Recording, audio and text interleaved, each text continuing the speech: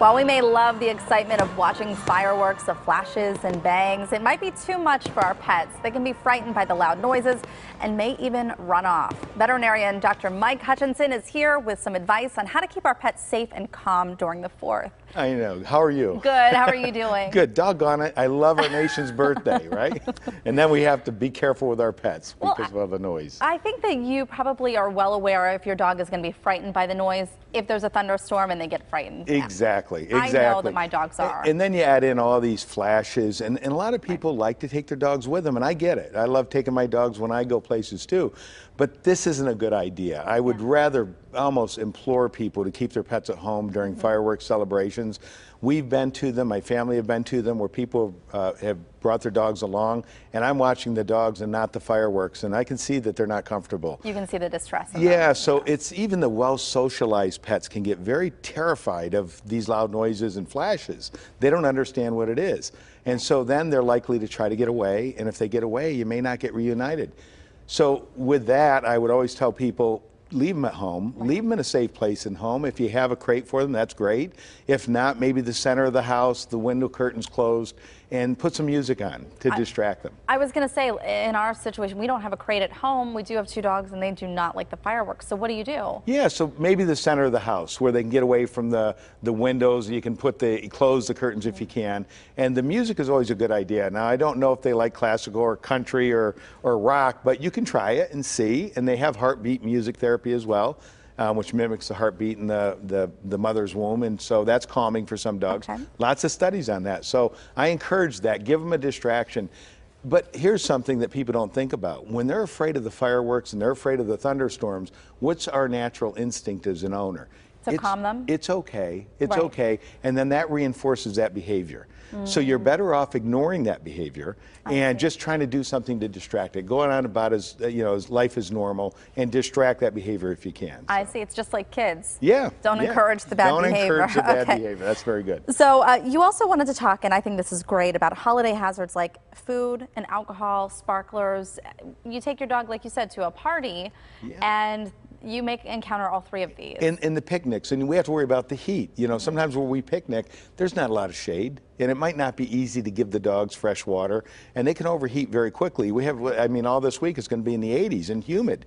So that's very treacherous for dogs. So I would always say this kind of heat, they're better in air conditioning, and I think that's great advice. But if you do take them to the picnic, there's a lot to watch out for. Right. You know, I love the barbecued ribs and the barbecued chicken, but those bones can kill a dog. And so we want to protect them from that.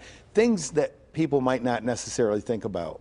Desserts, the icing on desserts, on cupcakes. Oh, I can give a little bit to my dog, but now they're using artificial sweeteners like xylitol, and that can kill your dog, and it's very serious, and it happens. And so I always warn people, picnics are great to take your pets to, but you have to surveil them constantly and make sure the kids aren't giving them things that could hurt them. The kids are the ones.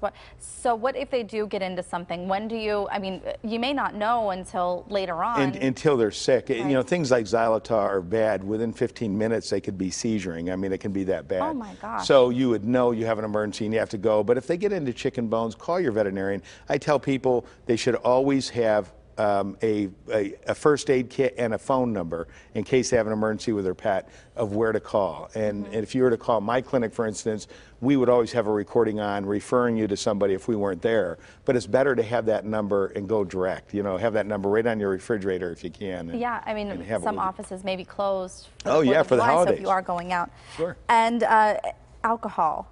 Yeah, bad idea for pets. Yeah. You know, a lot of times people say, oh, I always give beer to I let my dog drink the beer. Alcohol is dangerous for your pets.